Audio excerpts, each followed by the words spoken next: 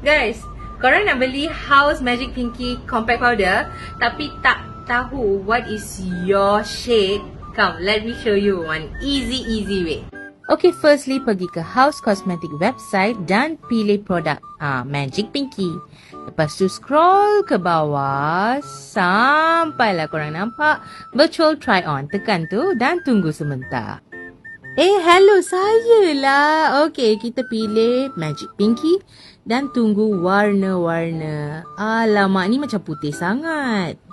Ni pun kurang sesuai. Medium sand. Inilah shade saya. Korang boleh cuba. Senang kan? Jadi next time tak payah pergi physical store untuk cari shade mana yang sesuai untuk korang. Korang boleh je guna AI filter ni dan dapatkan shade korang yang perfect. Okay?